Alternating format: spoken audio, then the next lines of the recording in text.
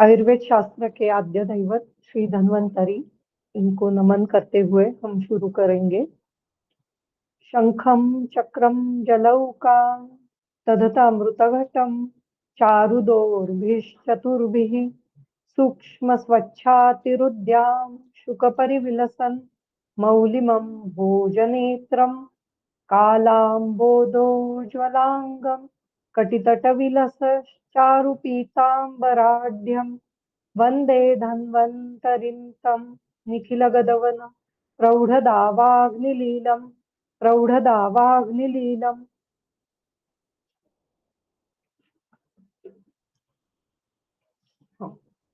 तो चरक विमान स्थान का पहला अध्याय जो रस विमान अध्याय है, उसमें हम देख रहे थे कि एतद् व्यवस्था हेतु हो षटत्वम उपदिश्यन्ते रसानां परस्परेण असंसृष्टानां त्रित्वम च दोषाणां। तो ये त्रित्व क्यों है, इसके बारे में हमें जानना है। तो पहले भी जो शोध का अध्याय हुआ था, तो वहां पे भी मैंने ये त्रित्व क्यों है उसके बारे में बताया था। लेकिन आज फिर से एक बार अष्टांग हृदय को देखते हुए हम ये त्रित्व क्यों है वो जानेंगे। तो वात पित्त कफ ये तीन दोष है, इनका वर्णन चरक सुश्रुत संहिता में सभी जगह पे है, लेकिन प्रामुख्य से ये वर्णन सूत्र स्थान में आता है। उसमें भी पहले अध्याय में ही ये वर्णन आया हुआ दिखाई देता है। तो अष्टांग हृदय के सूत्र स्थान के पहले छठे अध्याय में ही वात पित्त कफ का वर्णन आया है। कायस्य दोष धातु मल समुदायत्वात् तेन एव दोषादीन निर्देश निर्दिदिक्षु आह। तो देह के जो दोष धातु मल का जो समुदाय है, उसमें से जो दोष इत्यादि है उनका निर्देश करने के लिए हम अभी ये आगे की बातें बताने वाले हैं। ऐसे आयुष्कामी अध्याय में लिखा है। वायु पित्तम कफश्चेति त्रयोदोषाः समासतः। एक्चुअली ये जो वर्णन है, ये जिन्होंने ये जो मैन्युस्क्रिप्ट लिखा है, उन्होंने खुद का लिखा हुआ दिखाई देता है। ऐसे वर्णन संहिता में आया हुआ नहीं है। जो ऊपर की लाइन है वो, नीचे की लाइन संहिता में है। वायु पित्तम कफश्चेति त्रयोदोषाः समासतः। तो वात पित्त और कफ ये तीन दोष है, ये हम सभी जानते हैं। उनको धातु ऐसे भी संज्ञा दी गई है। तो मैं इसमें से जो इम्पोर्टेंट है वही लेने वाली हूँ। उसमें भी यहाँ से लेके मतलब वायु पित्त कफ से लेके नीचे तक हमें देखना ही है। लेकिन पहले वर्णन आया है कि इसको धातु क्यों कहते हैं। तो वो जब शरीर का धारण करते हैं तो वो धातु कहे जाते हैं। इसका वर्णन आया है, देह धारण वर्धकत्वा।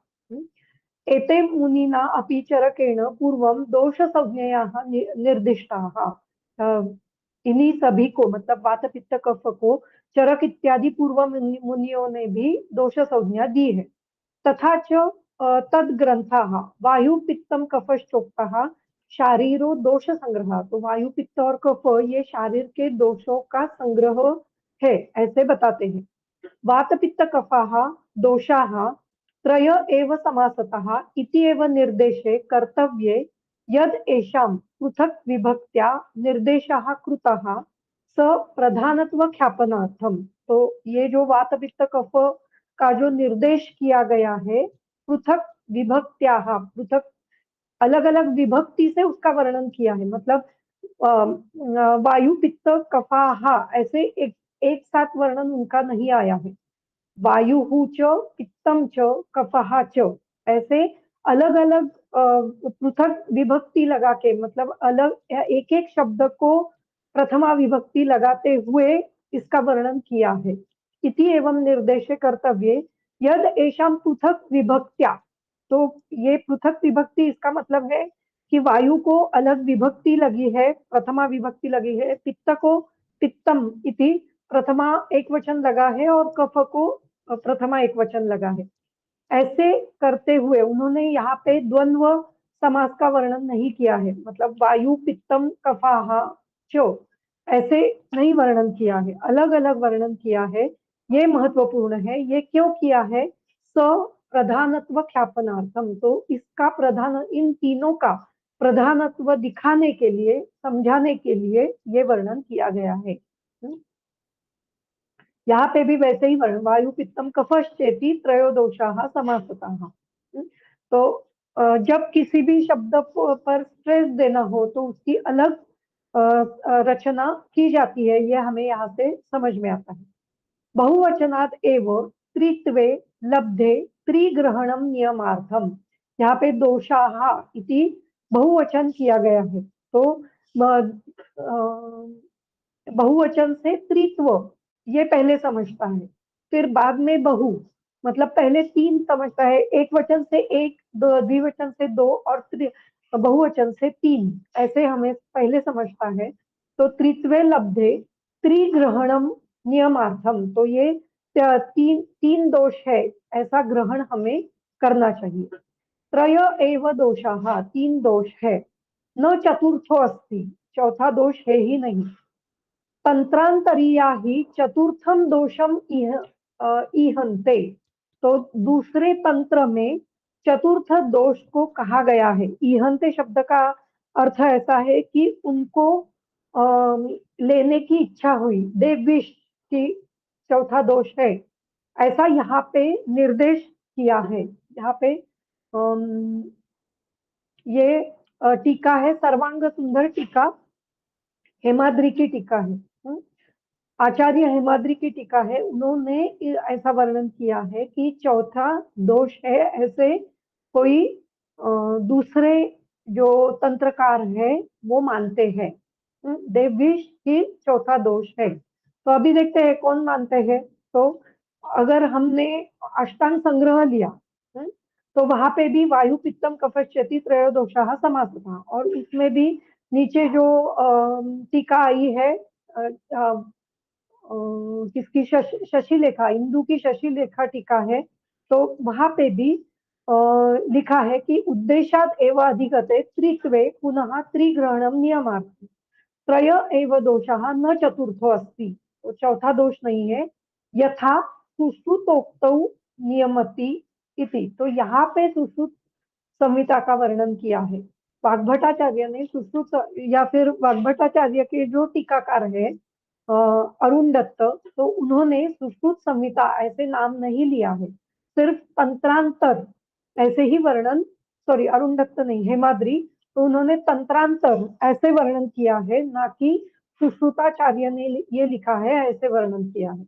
लेकिन यहाँ पे इंदु लेखा टीका में, सॉरी शशि लेखा टीका में इंदु ये आचार्य ने इसका वर्णन किया है कि सुश्रुताचार्य ने चौथा दोष माना है।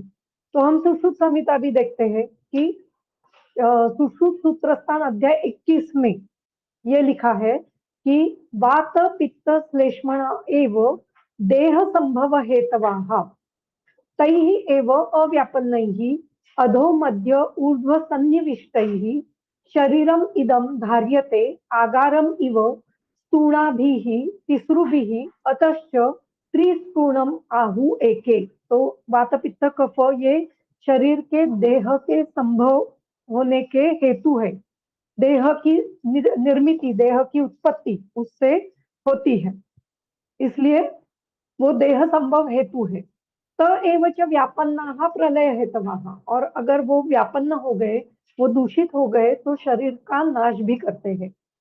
तद एभि एव शोणित चतुर्थैः, उनके साथ, तद एभि ही एव, उनके साथ शोणित चतुर्थैः, चौथा दोष, चौथा शोणित है, उसको दोष ऐसे नहीं लिखा है। शोणित चतुर्थैः संभव स्थिति प्रलयेषु अपि विरहितम शरीरम भवति, अगर है चौथा चौथा जो है वो शोणित है, वो शरीर के संभव, शरीर की उत्पत्ति, शरीर की स्थिति और शरीर के प्रलय होने के लिए कारण है, ऐसे वर्णन किया गया है। तो यहाँ पे त एव वातादयः व्यापन्नाश्च विकृतिस्थाः प्रलयहेतवः विनाशहेतवो भवन्ति इति आधाराः। शोणितचतुर्थैः इति ननु पूर्वं शोणितम् अनुत्पात्तम्, मतलब पूर्व ही, मतलब शरीर की उत्पत्ति होते समय ही शोणित की उत्पत्ति हो जाती है। तत्कथम इव संभवादिषु शोणितस्य अविरहितम उक्तम इति, मतलब शोणित नहीं है तो शरीर उत्पन्न ही नहीं होगा। तो संभवादिषु शोणितस्य अविरहितम अविरहितत्वम उक्तम, तो जो संभव स्थिति प्रलय ये जो है ये शोणित के विरहित नहीं हो सकता। सत्यम परम शोणित उपादानं कुर्वन् एकीय मतम इदम इति दर्शयति, ये एकीय मत है। परम यह शोणित उपादानम, ये जो शोणित का ग्रहण यहाँ पे किया गया है, कुर्वन् एकीय मतम इदम दर्शयति, ये सुश्रुताचार्य का खुद का मत नहीं है, ये एकीय मत है, किसी दूसरे आचार्य का ये मत है। तेन व्रणपाके दर्शनद्वयं भवति तथा ही न अर्थे अनिलाद अस्थिरूजा इत्यादिना व्रणपाके दोषा एवं व्याप्रियन्ते। व्रणपाक अध्याय में भी तीन तीन ही दोषों का वर्णन किया है। अम, हम्म, और उसके बाद उन्होंने वर्णन किया है इत्यादि ना व्रणपाके दोषा एवं व्याप्रियन्ते इति दर्शयन्ति, तो दोष ही व्रणपाक करते हैं इसका वर्णन किया है। कालांतरेण अभ्युदितम पित्तम, कालांतर से मतलब बाद में पित्त की वजह से पुनः शोणित चतुर्था एवं व्रणपाके व्याप्रियंत, तो पित्त की वजह से शोणित का वहां पे होना और शोणित का पाक होना, शोणित में दुष्टि होना, ये संभव होता है। तो इसलिए शोणित ये चौथा दोष है ऐसे हम नहीं मान सकते।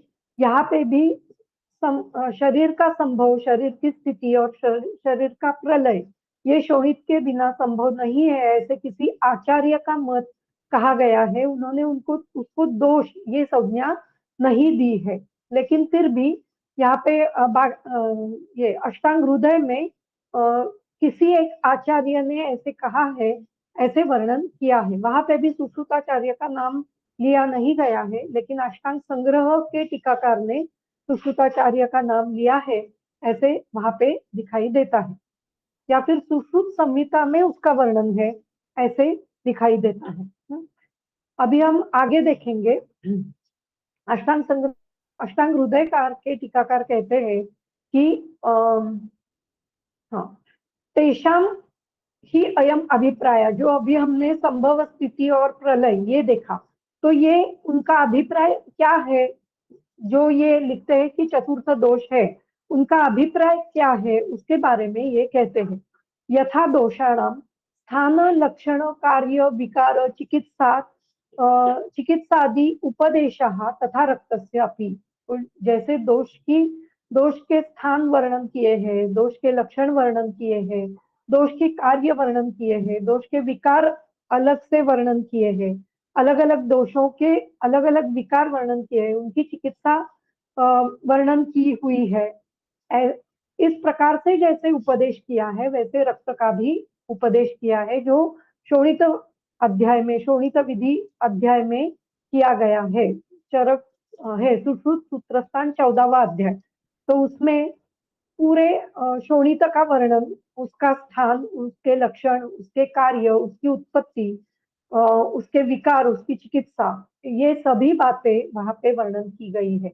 तो इनका कहना ऐसा है कि ये जैसे उन्होंने वर्णन किया है ये दोष की तरह ही है, ये वर्णन जो है ये दोष की तरह ही है, इसलिए उसको हम दोष ये स्थान दे सकते हैं। क्या वर्णन किया है, तत्र स्थानम सर्वदेह व्यापित्वे क्लीह यकृति, तो उसका स्थान क्या है, सर्वदेह का देह को व्याप्त किया हुआ ये रक्त होता है, और प्लीह और यकृत में उसका प्लीह और यकृत ये उसका मूल स्थान है। फिर लक्षण लक्षणम च पद्म इंद्रगोपम हेमाद्रि इत्यादि। हेमादि इत्यादि, पद्म इंद्रगोप हेम इत्यादि। तो पद्म के समान या फिर इंद्रगोप कीटक के समान, या हेम, हेम मतलब सुवर्ण इत्यादि के समान वो होता है, ये उसका लक्षण है। इंद्रगोप नाम का जो कीटक है वो दिखाई देता है। कोकण जो प्रदेश है वहां पे वो कीटक दिखाई देता है। उसका अगर ये होगा मेरे पास फोटो होगा तो मैं दिखा दूंगी बाद में। तो इस तरीके से उसका वर्णन या फिर उसका लक्षण हमें ग्रंथ में मिलता है। फिर कार्य क्या है, देह से उत्पत्ति और स्थिति, ये उसका कार्य भी समझ में आता है। विकारः विसर्प प्लीहादि, चिकित्सा सीराव्यध व्यधादिकम कर्म इति। तो सीराव्यध करना ये उसकी चिकित्सा है। तद एतद असारम, ये सभी असार है, इससे वो दोष है ऐसे हमें नहीं समझ में आता। ये ऐसे हेमाद्रि का कहना है, क्योंकि ये सारा वर्णन सभी का है। लसिका का भी हम कर सकते हैं, या फिर ओज का भी हम कर सकते हैं, या फिर बाकी जो जो जो शरीर के घटक है उन सभी का वर्णन इस प्रकार से कर सकते हैं। इसलिए उनको दोष संज्ञा देना ये जरूरी नहीं है, ये हो नहीं सकता। वातादयो हि अस्य दूष्यस्य सतः कथम दोषत्वं कर्तुं पारयन्ति। तो वात इत्यादि क्या करते हैं,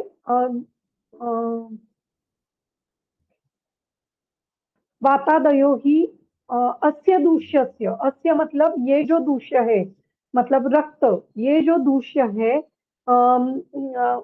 ये वात इत्यादियों के तरह दोषत्व कैसे उसको पाया जाएगा, या फिर दोषत्व उसको कैसे दिया जा सकता है। यतः प्राधान्यात अन्वर्थ नामत्वाच्च वातादीनामेव दोषत्वम, क्योंकि प्रधानतः से और अनवर्थ नामत्वाच, तो वात इत्यादि को ही दोषत्व ये संज्ञा दी गई है। किस वजह से, क्योंकि वो प्रधान है।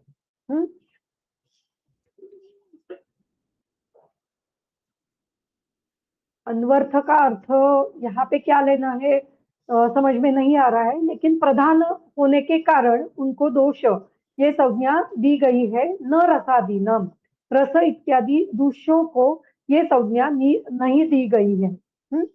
फिर वातादयो ही स्वातंत्र्यात् प्रधान, हाँ ये स्वतंत्र रूप से प्रधान है। दूषयन्ति इति दोषाः तेषां च अनुगतार्था संज्ञा प्रवृत्ता।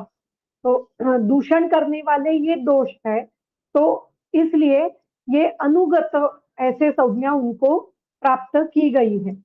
रसाद्यास्तु पारतंत्र्यात् अप्रधानम, हाँ रस इत्यादि कैसे है, परतंत्र है। इसका मतलब क्या है, उनका दूषित होना ये परतंत्र है। दोष जो होते हैं वो स्वतंत्र रूप से दूषित हो जाते हैं, इसलिए उनको दोष ये संज्ञा दी गई है। अभी स्वतंत्र परतंत्र क्या है, तो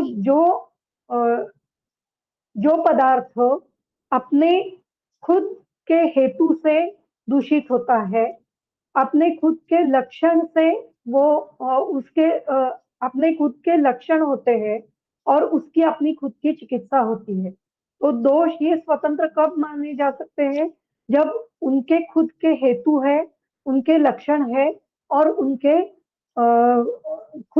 खुद की चिकित्सा है। जैसे अगर वात दूषित हो गया तो वात के खुद के हेतु होंगे, उसके उसके लक्षण होंगे, और उसकी चिकित्सा होगी, तभी ये स्वतंत्र माना जा सकता है।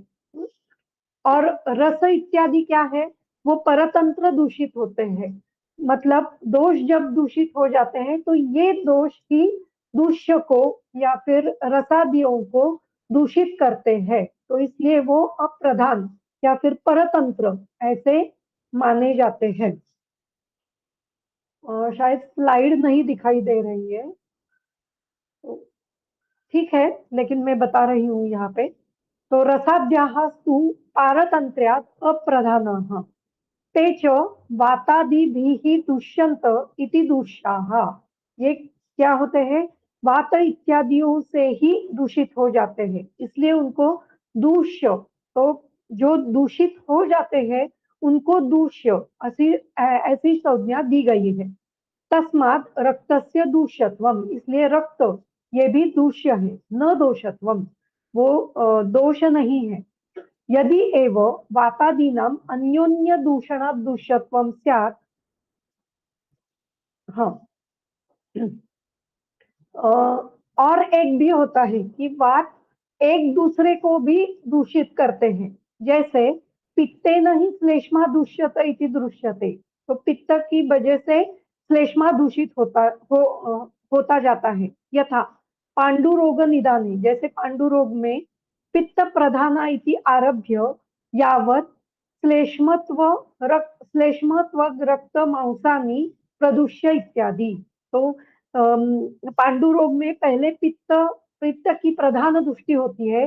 पित्त स्वतंत्र रूप से दूषित हो जाता है और फिर बाद में वह श्लेष्मा व रक्त और मांस इनको दूषित करता है। तो यहाँ पे श्लेष्मा ये दूष्य के समान है, वो बाद में या फिर परतंत्र स्वरूप से दूषित हो जाता है। पित्त के प्रधान हेतु होते हैं, पित्त के प्रधान लक्षण दिखाई देते हैं और उसकी चिकित्सा भी पित्त प्रधान ही होती है। तो अम, लेकिन यहाँ पे जो श्लेष्मा है वो बाद में दूषित होता है। मतलब श्लेष्मा की दृष्टि ये पित्त की दृष्टि होने के बाद होती है और वही पित्त जो दूषित हो गया है वो कफ को दूषित करता है। तो इसलिए वो वहां पे वो अप्रधान दृष्टि है। तो इसलिए वो कहते हैं कि वात इत्यादि एक दूसरे को भी दूषित करते हैं, वैसे रक्त नहीं करता है। तद अत्र श्लेष्मा पित्तेन दूष्यते, उसी समान श्लेष्मा भी पित्त के द्वारा दूषित हो जाता है। हाँ, तद अत्र श्लेष्मा पित्तेन दूष्यते, तो यहाँ पे कफ ये पित्त की वजह से दूषित होता है। तथा श्लेष्मवद रक्तस्य अपि दोषत्व प्रसंग इति यो मन्यत तम प्रति ब्रूमः विषम उपन्यासः। तो उनका कहना है कि अगर कोई ऐसे कहता है कि श्लेष्मा के जैसा, जैसे यहाँ पे पित्त की वजह से कफ दूषित हो गया है, तो अगर इसी प्रकार से रक्त दूषित हो जाता है और फिर हमें दोषत्व, हमें उसको फिर भी देना है, तो ये विषम उपन्यास है। विषम उपन्यास, उपन्यास शब्द का अर्थ है प्रपोजल या फिर हाइपोथेसिस। तो ये गलत हाइपोथेसिस है। तो ऐसे हम नहीं मान सकते कि जिस प्रकार पांडु रोग में कफ दूषित होता है ड्यू टू पित्त, पित्त की वजह से कफ दूषित हो रहा है, उसी प्रकार रक्त जहाँ पे दूषित होता है वो इसी प्रकार दूषित होता है। तो इसलिए हमें रक्त को दोष ये संज्ञा देनी चाहिए। तो ये अम, अ, गलत कहना है या फिर गलत मानना है, उसे हम रॉन्ग हाइपोथेसिस कह सकते हैं। तो इसलिए रक्त ये दूष्य है, वो दोष नहीं है। फिर उसके बाद उन्होंने कहा है वातादयो ही सर्वदा एव रसादीन दूषयन्ति, तो वात इत्यादि हमेशा रस इत्यादि को दूषित करते हैं। न तू रसादया कदाचित अपनी वातादीन दुष्यंती, रस इत्यादि कभी भी वातादि को दूषित नहीं करते हैं। वातादि नाम तू मध्याद यदि क्वचित दूष्यते स तेषाम अन्यतमेन, तो अगर वात इत्यादि अगर बीच में दूषित हो गए तो वो एक दूसरे को ही दूषित करते हैं। मतलब वात को पित्त दूषित करेगा, पित्त को कफ दूषित करेगा, या फिर कफ को वात पित्त ऐसे दूषित करेंगे। तो इस प्रकार वो अन्योन्य दूषण हो सकता है, लेकिन रस इत्यादि पहले दूषित हो गए और फिर वात दूषित हो गया, ऐसे कभी नहीं होता है। तथा च प्रकृति लक्षणे वात प्रकृतेः पित्त प्रकृतेः श्लेष्म प्रकृतेः च यथा लक्षणं दृश्यते न एव रक्त प्रकृतेः। उसी प्रकार प्रकृति में भी वात प्रकृति, पित्त प्रकृति, कफ प्रकृति दिखाई देती है, रक्त प्रकृति ऐसे नहीं दिखाई देती। तथा च तंत्रकारेण ज्वरादयो वातादि विशेषेण विशिष्टा एव उक्ता। उसी प्रकार तंत्रकार ने ज्वर इत्यादि जो है रोग वो वातादि विशेषेण विशिष्टा एव उक्ता, वातादियों से ही दूषित होते हैं या फिर वातादियों से ही निर्माण होते हैं, ऐसे कहा है।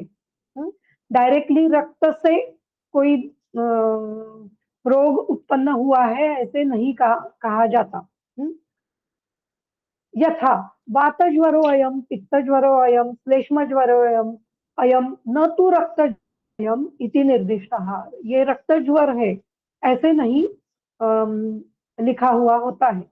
ये अपि रक्तजा विकारा विसर्पादया तेषु अपि घृतदग्ध न्यायेन व्यपदेशो बोध्याः। तो जहाँ पे रक्तज विकार है जैसे कि विसर्प इत्यादि, हाँ, तो वहां पे घृत दग्ध न्याय न्याय के स्वरूप से व्यपदेश हमें जानना है। अभी ये घृत दग्ध न्याय क्या है? तो घृत दग्ध न्याय इसका मतलब ऐसा है कि अगर हमने गरम घी लिया और वो अगर हमने शरीर के किसी त्वचा पर हमने डाल दिया या फिर शरीर के किसी एक विभाग पर डाल दिया, तो क्या होता है? उससे हमें दग्ध मतलब उससे हमारी त्वचा दग्ध हो जाती है, तो हम कहते हैं घृत से दग्ध हो गया। लेकिन एक्चुअल में क्या होता है?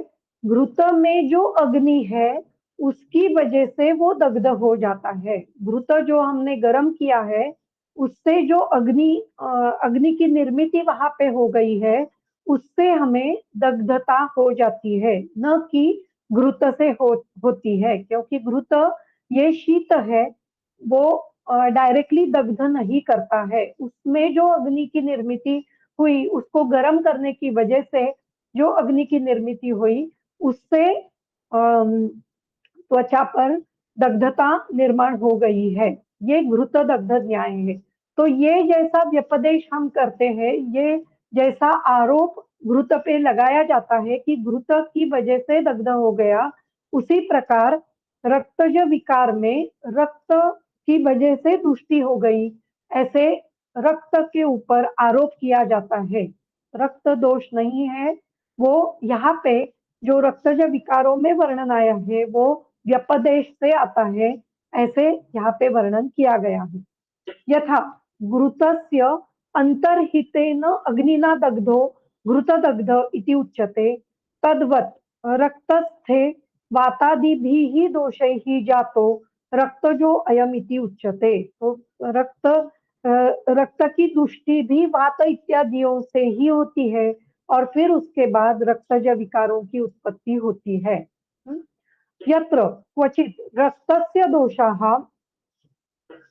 यत्र क्वचित रक्तस्य दोष संज्ञा कुष्ठ चिकित्सादौ दृश्यते, सा संज्ञा मात्रेण एव न असौ अनुगतार्थाः। तो जहाँ पे रक्त को दोष ऐसी संज्ञा कुष्ठ इत्यादि विकारों में दी है, जैसे कि कुष्ठ में है या फिर विसर्प में है, तो ये जो रोग है जिनमें रक्त को खास दोष ऐसे संज्ञा दी है, वो भी संज्ञा मात्र एवं केवल संज्ञा है, ऐसे हमें समझना चाहिए। वो वो रेफरेंस देखते हुए हमें ऐसे नहीं मानना है कि रक्त ये दोष है। तो रक्त ये दोष नहीं है, ये यहाँ पे क्लियर हो जाता है। तस्य दूषत्वेन एव प्रवृत्ते, तो वहां पे भी मतलब जहां जहां पे रक्त को दोष ऐसे संज्ञा दी गई है, वहां पे भी उसको दूष्यत्व ही मानना पड़ता है या फिर मानना होगा। तथा च एव पुरीशादीनाम अपि संज्ञा मात्रेण व्यवहारो दृश्यते। तो उसी प्रकार किसी किसी जगह पे पुरीश ये भी दोष के समान ही माने जाते हैं। तो वहां पे भी केवल संज्ञा मात्रेण मतलब वहां पे उनकी दृष्टि हुई है इसलिए उनको दोष ये संज्ञा दी गई है। यथा अष्टांग हृदय के चिकित्सा स्थान के अध्याय 18 में न घृतम बहुदोषाय देयम यद न विरेचनम तेन ही दोषो ही उपस्तब्धा। तो वहां पे वर्णन आया है कि विरेचन जो विरेचन करने वाला घृत नहीं है ऐसा घृत बहुदोष में नहीं देना चाहिए।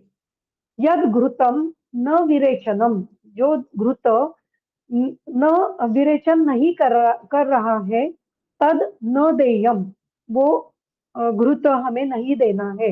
नहीं तो क्या होता है तेन दोषो ही उपस्तब्ध, नहीं तो दोष है ये उपस्तब्ध हो जाते हैं।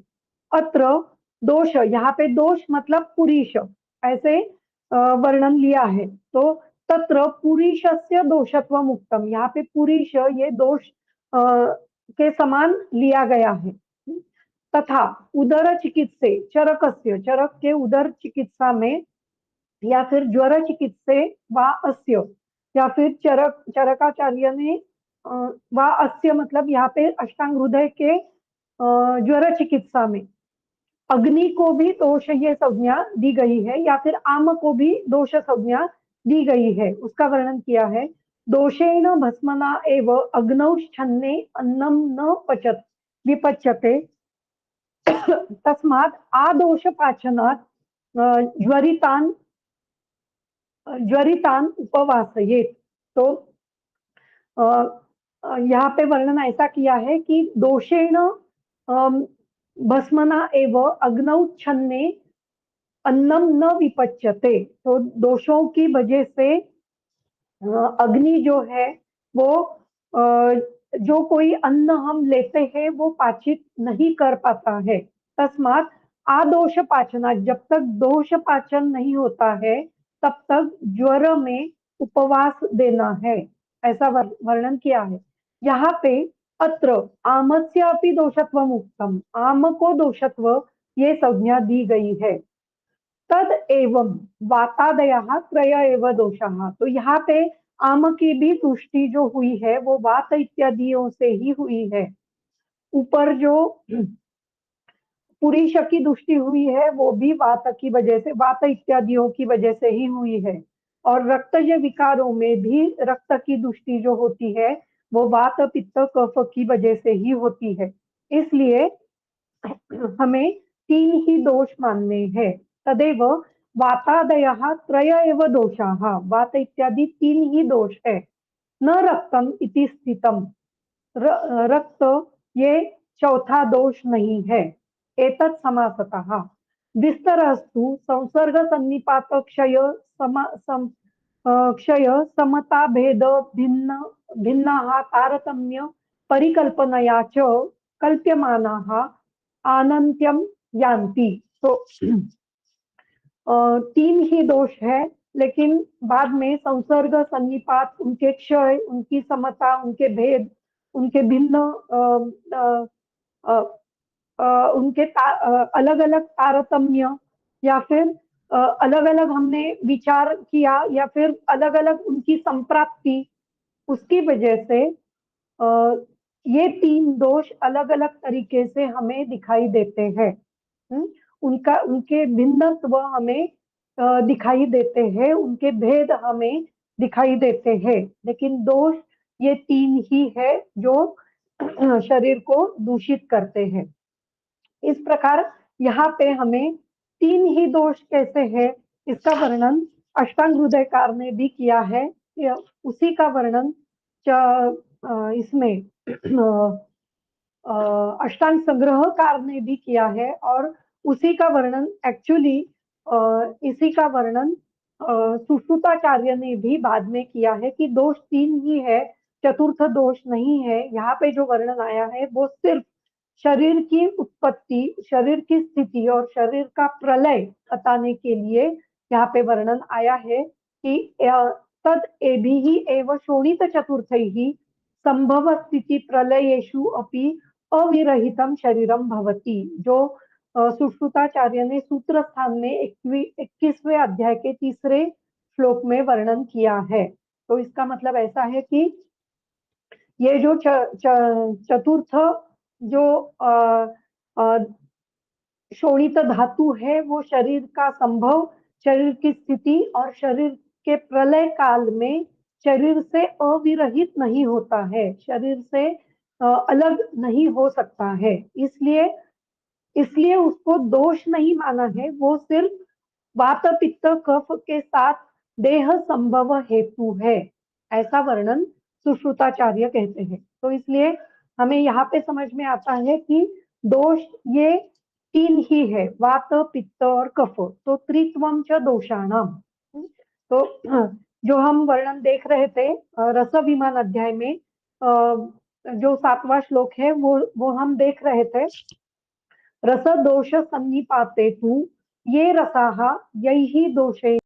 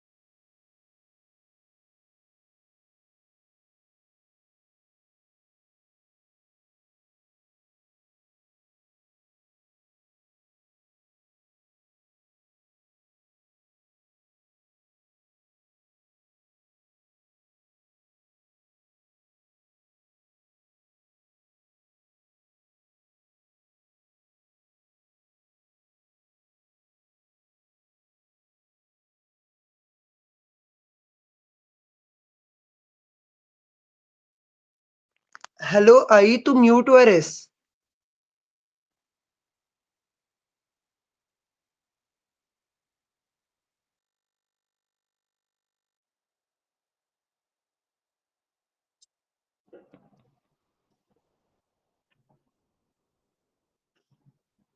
हाँ, इसलिए हमें दोषों के गुणों को यहाँ पे जानने की जरूरी है। तो दोषों के गुणों का वर्णन सूत्र स्थान के पहले अध्याय में आया है, वो हम देखेंगे।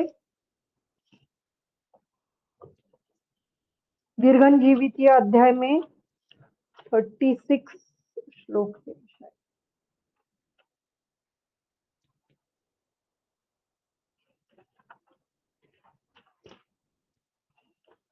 नहीं, एक मिनट।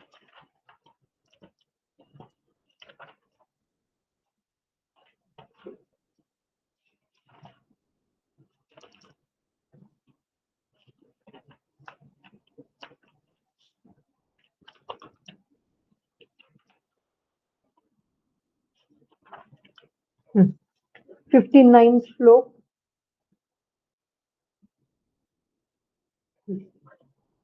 तो दोषों के गुण क्या है? रुक्ष लघु रुक्ष शीत लघु सूक्ष्म चलोथ विशद खराः विपरीत गुणैः द्रव्यैः मारुतः प्रशाम्यति। तो दोषों के जो गुण है उनके समान गुण वाले जो रस है वो उनको दूषित करते हैं। और विपरीत गुण ही, विपरीत गुण वाले जो रस है, यहाँ पे द्रव्य के बजाय हम रस ये शब्द डालेंगे तो हमें समझ में आएगा। विपरीत गुण ही रसई ही मारुताः संप्रशाम्यति। तो एक्चुअली द्रव्य ये रस वीर्य विपाक इनसे ही कार्य करता है। तो इसलिए हम यहाँ पे रस ये शब्द अगर लिखेंगे तो समझ में आएगा कि जिन रसों के गुण रुक्ष, शीत, लघु, सूक्ष्म, चल, विशद, खर है, जैसे कि कटु, तिक्त, कषाय, इन रसों के गुण इस प्रकार के होते हैं, इसलिए वो वात को बढ़ाते हैं, वात की वृद्धि करते हैं। विपरीत गुणैः द्रव्यैः मारुतः संप्रशाम्यति। तो और विपरीत गुण वाले जो रस है, जैसे कि मधुर, अम्ल और लवण, ये कैसे होते हैं? गुरु, शीत, मृदु, स्निग्ध, मधुर, स्थिर, पिच्छिल ऐसे होते हैं। तो वो वात को शमन करते हैं, वात का शमन करते हैं। उसी प्रकार सस्नेहम उष्णम तीक्ष्णम च द्रवम अम्लम सरम कटु, ये जो गुण है, ये किनके होते हैं? तो तिक्त, अम्ल और कटु रस के होते हैं। सॉरी, लवण, अम्ल और कटु रस के होते हैं। उसकी वजह से पित्त दूषित हो जाता है। और विपरीत गुण ही पित्तम रसई ही आशु प्रशाम्यति। तो विपरीत गुण कैसे है? रुक्ष, शीत, तीक्ष्ण की बजाय स्निग्ध, या फिर स्थिर, पिच्छिल, द्रव, फिर से रुक्ष, फिर मधुर, सर से उल्टा है कठिन, और कटु से उल्टा है तिक्त। तो इस प्रकार से ये जो रस होते हैं, जो विपरीत गुण के होते हैं, जैसे कि तिक्त है, मधुर है, और कषाय रस है, ये पित्त को पित्त का प्रशमन करते हैं। तो इस प्रकार पित्त के विपरीत हमने देखा। फिर गुरु, शीत, मृदु, स्निग्ध, मधुर, स्थिर, पिच्छिला, ये श्लेष्म के गुण है। तो ये इस श्लेष्म के गुण जिन जिन रसों में होते हैं, जैसे कि मधुर, अम्ल, लवण रस है, इनमें श्लेष्म के समान गुण होते हैं, इसलिए वो श्लेष्मा को बढ़ाते हैं। और उसके विपरीत रुक्ष, शीत, लघु, सूक्ष्म, चल, विशद, खर, ये गुण जिसमें होते हैं, जैसे कि कटु, तिक्त, कषाय, इन रसों के कारण कफ का शमन हो जाता है। इस प्रकार हमें देखना है कि समान गुण भूयिष्ठ कैसे होते हैं। अभी ये समान गुण के होते हैं, तो जो समान गुण के होते हैं वो हमें जल्दी समझ में आता है। इसका वर्णन मैंने अपने लेक्चर में किया है कि डायरेक्टली समान गुण के कौन कौन होते हैं। जैसे कि दूध हमने लिया तो वो कफ के समान होता है। वो गुरु है, शीत है, मृदु है, स्निग्ध है, मधुर है, स्थिर है, पिच्छिल है, तो वो कफ को बढ़ाएगा। उसी प्रकार हमने अगर ये कठिन द्रव्य लिए, जो रुक्ष है, शीत है, लघु है, तो वो वात को बढ़ाने वाले होते हैं। जैसे कि सभी प्रकार के धान्य, या फिर जो हम ये सीरियल्स बोलते हैं, तो ये कैसे होते हैं? ये रुक्ष होते हैं, शीत होते हैं, लघु होते हैं, सूक्ष्म होते हैं, चल होते हैं, विशद होते हैं, खर होते हैं। तो वो वात को बढ़ाने वाले होते हैं। जैसे अम्ल, जैसे क्या अ, अ, अ, इमली होती है, वो अम्ल होती है, वो होती है, उष्ण होती है, द्रव होती है, या फिर कोकम होता है, ये पित्त को बढ़ाने वाला, ये सभी द्रव्य जो है वो पित्त को बढ़ाने वाले होते हैं। तो इन सभी का उपयोग हम समान गुण भूयिष्ठ में कर सकते हैं। तो हमें अगर पित्त बढ़ाना है तो उनका उपयोग हम कर सकते हैं। अगर हमें कफ बढ़ाना है तो दूध का उपयोग कर सकते हैं।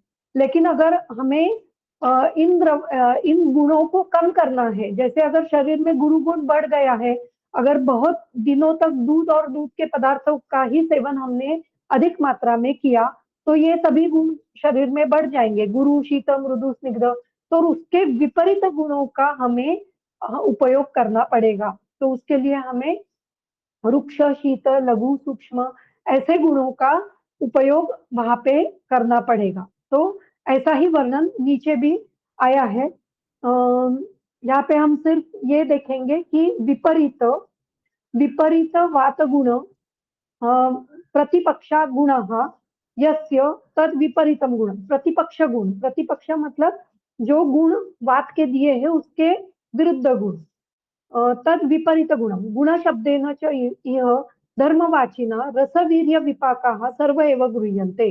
तो यहाँ पे रस, वीर्य, विपाक, प्रभाव सभी प्रकार के द्रव्यों का हमें उपयोग कर सकते हैं। मतलब किसी के रस में वो गुण होंगे, किसी के वीर्य में वो गुण होंगे, किसी के विपाक में होंगे, किसी के प्रभाव में होंगे।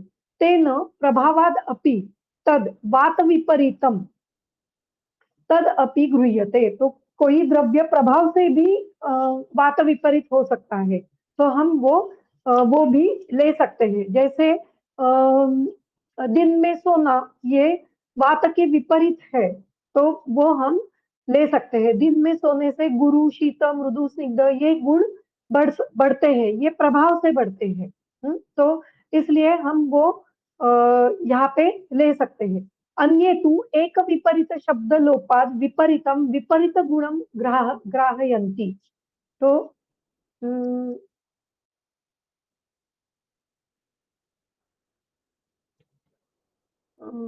तेन विपरीत ग्रहणात् प्रभाव विपरीतम गृह्यते, गुणवैपर्यात् विपाकादयो गृह्यन्ते। एक विपरीत शब्द लोपात, यहाँ पे विपरीत गुणैः द्रव्यैः मारुतः संप्रशाम्यति। ये नहीं समझ में आ रहा है कि विपरीत शब्द कहाँ पे लोप हुआ है, लेकिन उनका कहना है कि विपरीत ग्रहणात्, विपरीत में हमें प्रभाव का भी उपयोग लेना चाहिए। अनु विपरीत गुण भूयिष्ठैः अपि वातादीनो प्रशमो भवति, यतो न हि सर्वं भेषजं वातादीनां सर्वात्मना विरुद्धम भवति। तो कभी कभी ऐसे होता है कि वातादि को प्रशम करने वाले अनेक सारे द्रव्य थे, लेकिन वो पूरे रूप से मतलब उनमें वात के ही पूरे विपरीत गुण नहीं होते हैं। तो उनको हम विपरीत गुण भूयिष्ठ ऐसे कह सकते हैं। विरुद्ध गुण सन्निपाते ही भूयसाम अल्प अवजीयते। तो तद किमपि विरुद्ध गुण भूयिष्ठस्य अग्रहणम। तो ज्यादातर विरुद्ध गुण से ही जो समगुण वाला है वो जीता जा सकता है। मतलब इसका मतलब ऐसा है, रुक्ष, शीत, लघु, खर ऐसे गुण शरीर में बढ़े हुए हैं, तब अगर हम गुरु, शीत, मृदु, स्निग्ध ऐसे गुणों का उपयोग करेंगे, तभी वो रुक्ष, शीत, लघु, सूक्ष्म ये गुण को शमन कर सकते हैं। लेकिन सिर्फ भूयिष्ठ होने से, मतलब किसी अगर पदार्थ में सिर्फ थोड़ा सा गुरु गुण है, थोड़ा सा शीत गुण है, थोड़ा सा मृदु गुण है, जैसे अगर हमने जल लिया तो वो शीत है, लेकिन वो गुरु होगा ही ऐसे नहीं, वो मृदु है, वो स्निग्ध है, लेकिन वो पूरी तरीके से कफ है, वात को कम करने वाला नहीं होता है। तो इस तरीके से अगर भूयिष्ठ कोई भी द्रव्य हमने लिया, तो वो या फिर गोधूम हमने लिया या फिर तंडुल लिया, तो ये कफ के गुण के समान समान भूयिष्ठ होते हैं। वो डायरेक्टली कफ की उत्पत्ति नहीं करते हैं। वो गुरु है, वो शीत है, वो स्निग्ध है, लेकिन वो डायरेक्टली कफ की उत्पत्ति नहीं करते। वो पिच्छिल नहीं है, उसमें भी राइस पिच्छिल है, लेकिन गोधूम ये पिच्छिल नहीं है, उसमें कफ को कफ के समान भूयिष्ठ ऐसे गुण हम पा सकते हैं। तो वो कफ को पूरी तरीके से कैसे निर्माण करेगा या फिर वात को पूरी तरीके से कैसे नष्ट करेगा, ऐसा उनका कहना है। तत्किम विरुद्ध गुण भूयिष्ठस्य आग्रहणम। तो विरुद्ध गुण भूयिष्ठ ऐसे क्यों कहा गया है? उच्यते विरुद्ध गुण भूयिष्ठस्य अपि विपरीत गुण शब्देन एव ग्रहणात्। तो विरुद्ध गुण भूयिष्ठ इसका मतलब वो विपरीत गुण भूयिष्ठ ही है या फिर विपरीत गुण वाला ही है, ऐसे ही हमें लेना है। विपरीत गुण भूयिष्ठे अपि ये विपरीता अल्पा अबला वा गुणाः ते स्वकार्य अकर्तृत्वात् व्यपदिश्याः एव। जैसे मैंने अभी कहा कि अगर हमने गोधूम लिया तो उसमें गुरु गुण है, शीत गुण है, स्निग्ध गुण है, मृदु गुण है, लेकिन पिच्छिल ऐसे गुण नहीं है। तो वो अगर पूरी तरीके से वो विपरीत गुण नहीं है, वात के विपरीत नहीं है, तो वो वात को कैसे शमन करेगा? तो वो व्यपदेश से कहा जाता है। व्यपदेश मतलब फिर से उस पर आरोप किया जाता है कि वो वात को शमन करेगा। किंवा सर्वथा विपरीत गुणैः अधिकाः प्रशस्ताश्च शांतिर्भवति। अथवा विपरीत गुण जिसमें अधिक होते हैं उससे ही ज्यादातर शांति हो सकती है। तो वो ये जो कहना है ये पूरी तरीके से बराबर है कि पूरा विपरीत गुण जिसमें ही उस दोष की शांति होती है, लेकिन विपरीत गुण भूयिष्ठ से विपरीत गुण भूयिष्ठ वाले द्रव्य हम व्यपदेश से वहां पे ले सकते हैं। अतएव सम प्रशब्दो शीघ्र सम्यक प्रशमार्थो अभिधायकौ कृतौ विपरीत गुण भूयिष्ठैः न तथा शांतिर्भवति। अतएव सम प्रशब्दाभ्याम न तत् साक्षात उत्तम। इसलिए संप्रशाम्यति ऐसे वर्णन किया गया है। संप्रशाम्यति तो सम्यक प्रशाम्यति इति संप्रशाम्यति मतलब यथा योग्य रूप से प्रशमन करते हैं। तो विपरीत गुण वाले जो द्रव्य होते हैं वो सम्यक मतलब बराबर, जैसे कि हमने अगर एक तीर छोड़ दिया तो वो बराबर पॉइंट पर लगेगा, ये जैसे हो जाता है उसी प्रकार ये जो विपरीत गुण वाले द्रव्य होते हैं वो दोषों को शमन करते हैं, लेकिन विपरीत गुण भूयिष्ठ जो होते हैं वो नॉर्मली शमन करते हैं, ऐसा हम कह सकते हैं। इसलिए संप्रशाम्यति ये शब्द विपरीत गुण वाले द्रव्यों के लिए या फिर रसों के लिए यहाँ पे उपयुक्त किया गया है। एवं च व्याख्यानम पित्त श्लेष्माणो अपि कर्तव्यम। सस्नेहमिति ईषत् स्नेहम तेन पित्ते सर्पिषः स्निग्धस्य भेषजत्वम उपपन्नम। तो सस्नेहमिति ईषत् ईषत् स्नेहम, सस्नेह इसका मतलब है थोड़ा सा स्नेह जिसमें है। तेन पित्ते सर्पिषः, पित्त में सर्पिष मतलब घृत, ये स्निग्धस्य भेषजत्वम उपपन्नम, तो वो स्निग्ध होने के कारण भेषज है, भेषज है। अम्ल रसताच इह पित्तस्य उच्यते। अब तेज समारब्धत्वात् पित्तस्य, ये पित्त में अम्ल रसता आती है किस वजह से? अब तेज समारब्धत्वात्, अब म्हणजे अप धातु और तेज मतलब अग्नि। तो अग्नि और आप इन इनसे पित्त बनता है, इसलिए उसमें अम्ल रसता आती है। सुश्रुते तु कटुत्वम एव पित्तस्य उक्तम। सुश्रुताचार्य ने उसको कटु माना है। अम्लता च विदग्धस्य पित्तस्य उक्ता। अम्लता कब आती है? जब पित्त विदग्ध हो जाता है, ऐसे सुश्रुताचार्य का कहना है कि अगर पित्त अगर प्राकृत है तो वो कटु होता है, और जब वो विकृत हो जाता है तो उसमें अम्लता आती है। जब वो विदग्ध हो जाता है तो उसमें अम्लता आती है। यहाँ पे दोनों गुण दोनों रस लिए हैं, अम्ल रस और कटु रस, ये दोनों रस चरकाचार्य ने पित्त के लिए लिए हैं। यद उत्तम विदग्धम च अम्लमेव च, सुश्रुत सूत्र स्थान अध्याय 21 में इसका वर्णन किया है। एवं सस्नेहतया तायाम अपि पित्तस्य सुश्रुत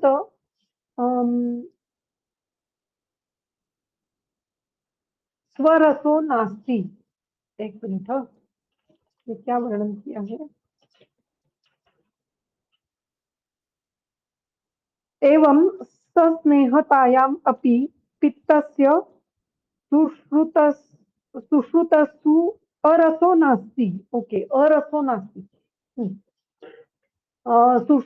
मतलब सुश्रुत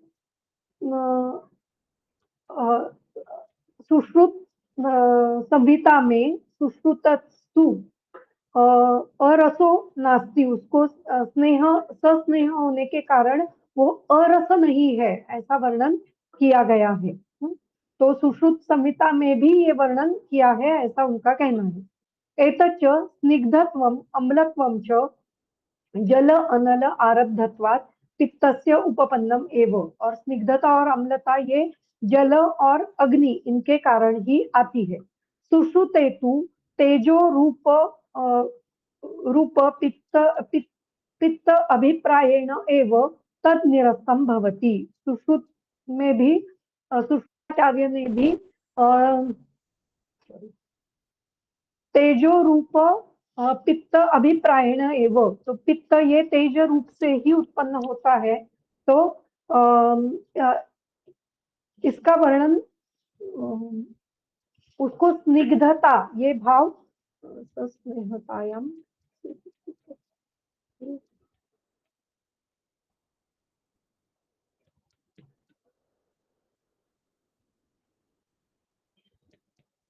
इसका कहना ऐसा है कि सुश्रुत स्वरसो नास्ति। तो इसका कहना ऐसा है कि सुश्रुताचार्य ने, ये देखना पड़ेगा, मुझे भी याद नहीं है कि सुश्रुताचार्य ने सस्नेहता ये गुण दिया ही नहीं है पित्त का, ऐसा कहना है। तो चरकाचार्य ने उसे जल और अनल इससे वो तैयार होता है, इसलिए उसको स्निग्धत्व और अम्लत्व ये दो गुण पित्त के दिए हैं। लेकिन सुश्रुताचार्य ने तेजो रूप अभिप्रायण, तेजो रूप से पित्त बनता है, इसलिए ये गुण नहीं दिया है, स्निग्धत्व ये गुण नहीं दिया है, ऐसे उनका कहना है। ये थोड़ा सा देखना पड़ेगा, मुझे भी अभी याद नहीं है। श्लेष्मणो विपरीत गुणैः गुणानां प्रशमो उच्यते, न पुनः श्लेष्मणः प्रशमो अभिप्रीयते अभिधीयते। कस्मादेव उच्यते गुणप्रशमनेन गुणी प्रशमो गुणवृद्ध्या च गुणी वृद्धिर्भवति इति सूचनार्थम। ये बहुत महत्वपूर्ण है कि गुण प्रशमनेन गुणी प्रशमो, तो अ, अ, ये जो गुण दिए गए हैं ऊपर, वृक्ष, शीत, लघु, सूक्ष्म, ये सब वात में रहते हैं, पित्त में रहते हैं, कफ में रहते हैं, ऐसा वर्णन किया है। तो ये उनके गुण है, तो उनको गुणी माना है और ये उनके गुण है। जब गुण का प्रशमन हो जाता है तो गुणी का भी प्रशमन होता है, ऐसा वर्णन किया है। गुण वृद्ध्या च गुणी वृद्धिर भवती, और गुण की वृद्धि होने के बाद गुणी की भी वृद्धि होती है। ये दर्शाने के लिए, ये दिखाने के लिए ये वर्णन किया गया है। यत उष्णेन शीत प्रशमे क्रियमाणे शीताधारस्य उदक भागस्य आवश्यम एव प्रशमः क्रियते। तो यत उष्णेन शीत प्रशमे क्रियमाणे, उष्ण गुण के कारण शीत का प्रशम, शीत गुण जो है वो कम हो जाता है। इसलिए शीत आधारस्य उदक भागस्य आवश्यम एव प्रशमः क्रियते। तो इसलिए शीत का आधार जो उदक है उसका भी प्रशम उदक भागस्य आवश्यम एव प्रशमः क्रियते। तो जो उदक का गुण है शीत, तो उसका जो शीत गुण है वो भी गर्म करने की वजह से थोड़ा कम हो जाता है, ऐसे वहां पे कहना है।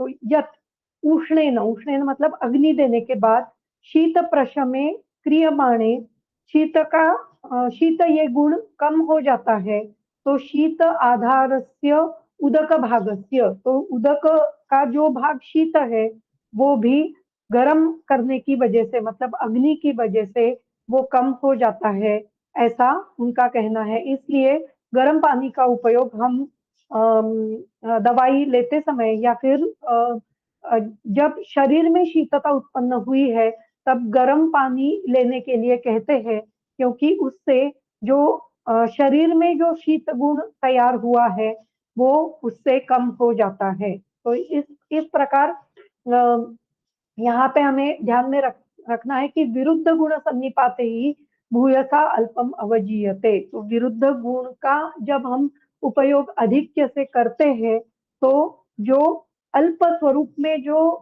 उसका विरोधी गुण है तो वो कम हो जाता है। तो इस तरीके से यहाँ पे समान गुण क्या है, समान गुण भूयिष्ठ क्या होता है, विरुद्ध गुण क्या है और विरुद्ध गुण भूयिष्ठ क्या होता है, ये यहाँ पे हमें समझ में आया है। तो इस प्रकार जो चरक संहिता में जो वर्णन आया है वो हम देख रहे थे विमान स्थान अध्याय 1 का।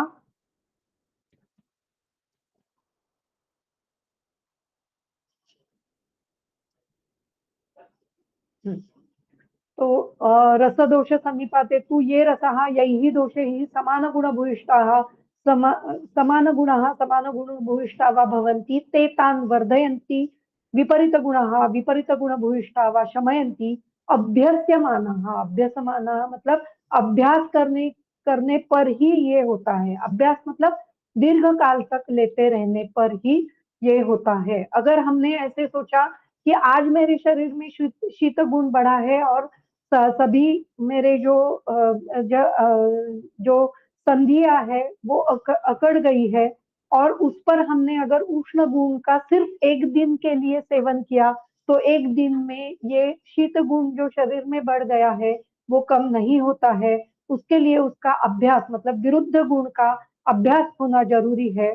तो ये समान गुण से समान गुण बढ़ना और विरुद्ध गुण से विरुद्ध गुण बढ़ना, ये सभी बातें जो है ये अभ्यास से ही होती है, ना कि केवल एकमात्र सेवन करने से।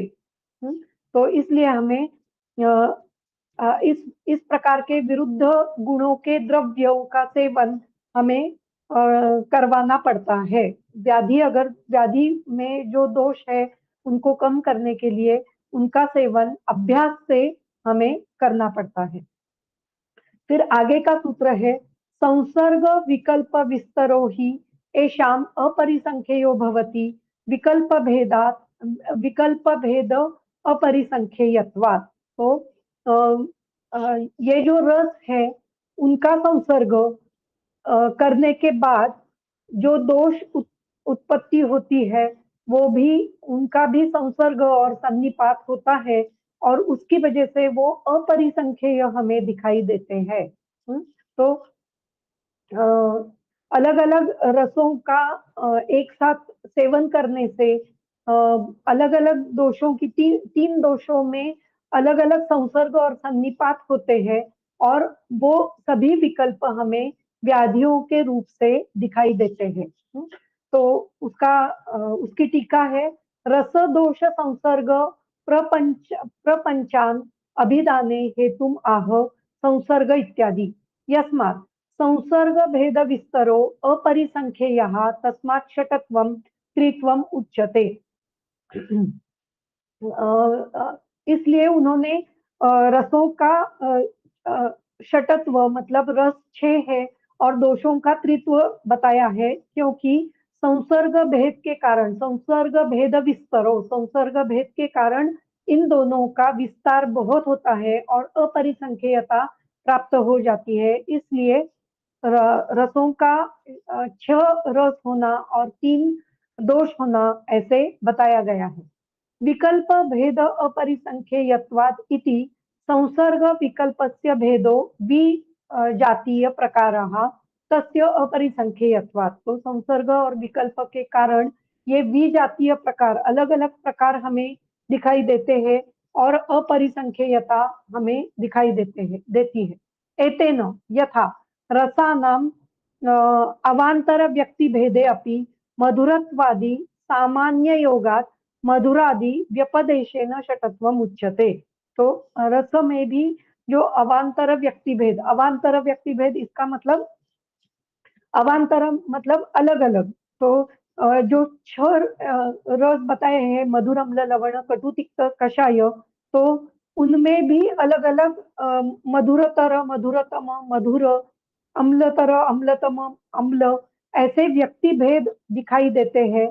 तो व्यक्ति भेदे अपि मधुरत्वादि सामान्य उपयोगात मधुरादि व्यपदेशेन षटत्व, फिर भी उसमें मधुरत्व सामान्य है, इसलिए वहां पे उन सभी को मधुर ऐसे ही कहा गया है। ये सभी बातें मैंने पिछले व्याख्यान में की है कि मधुर के मधुरतर तम, इक्षु अलग है, गुड़ अलग है, उसकी जो काकवी होती है वो अलग है, फिर शर्करा अलग है, उसमें उसमें जो मधुरतर तमता है वो अलग अलग हमें दिखाई देती है। फिर भी वो सभी द्रव्य मधुर इस व्याख्या में ही आते हैं।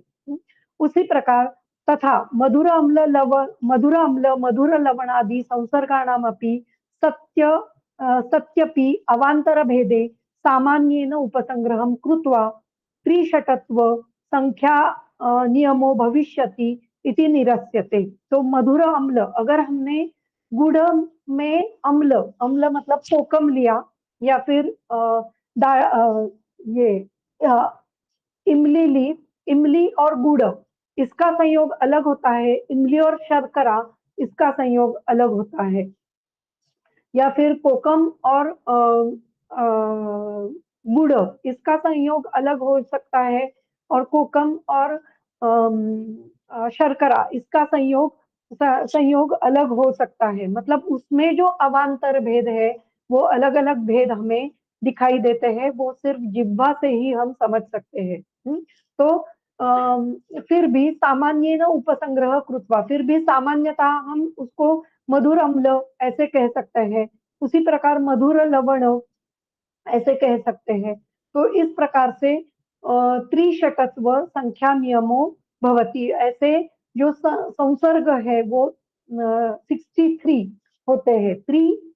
षष्ठित्व, षष्ठी मतलब 60 और त्रि उसके पहले लगाया है, तो 63 ऐसे ऐसी संख्या हो जाती है। त्रिषष्ठित्वम संख्या नियमो भविष्यति इति निरस्यते। यतो मधुर अम्लादि संसर्गे अपि विजातीयो मधुरतर मधुरतमादि भेद कृतो भेदो अपरिसंख्येयो भवति। ये जो विजातीय भेद है वो अनेक सारे होते हैं। वचनम ही रसाः तरतमाभ्याम ताम संख्याम अतिपतंती ही।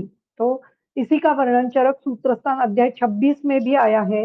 रसाः तरतमाभ्याम ताम संख्याम अतिपतंती, अतिपतंती मतलब अलग अलग अनेक सारे होते हैं। रसाहा तरतमाभ्याम, तरतम रूप से रस अनेक सारे होते हैं, ऐसा वर्णन चरक के सूत्र स्थान के 26वें अध्याय में, मतलब अत्रेय भद्र काव्य अध्याय में भी किया गया है। वो हमने पिछली बार देखा है। तो इस प्रकार यहाँ पे अभी हम रुकते हैं।